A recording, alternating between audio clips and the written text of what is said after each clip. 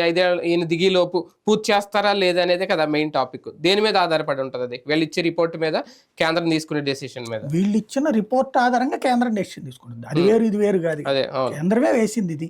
ఎందుకంటే మన నిపుణుల్లో ఇక్కడ భిన్న అభిప్రాయాలు ఉన్నాయి. ఎవరైతే వర్క్ చేస్తున్నటువంటి వాళ్ళేమో ఇది మొత్తం మార్చాలంటున్నారు. ఇదే ఇరిగేషన్ డిపార్ట్మెంట్ వాళ్ళు మార్చాలి. వర్క్ చేస్తున్న వాళ్ళేమో ప్యాచ్ వర్క్స్ చాలంటున్నారు. అదే కదా కాంట్రాక్ట్. అందుకని ఇక్కడ క్లాష్ వచ్చింది కాబట్టి మూడో ఒపీనియన్ అని చెప్పి విదేశాల వాళ్ళని తీసుకొచ్చారు. ఇప్పుడు వాళ్ళు ఇచ్చిన ఒపీనియన్ ఆధారంగా మన కేంద్ర ప్రభుత్వానికి సంబంధించిన ఇంజనీర్లు ఫైనల్ చేస్తారు.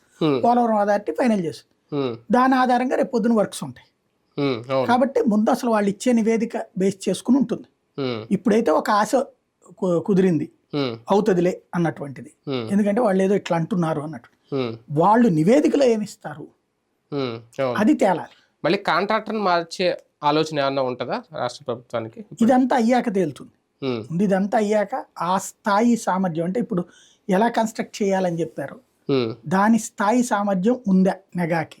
నిన్న మెగా వాళ్ళు కూడా ఉన్నట్టున్నారు కదా దీంట్లో, వాళ్ళు కూడా ఇది చెప్పారు. ఆ స్థాయి సామర్థ్యం మెగాకు ఉందా లేదా నవయోగాకు ఉందా, ఇవి తేలాల్సినటువంటి అంశం.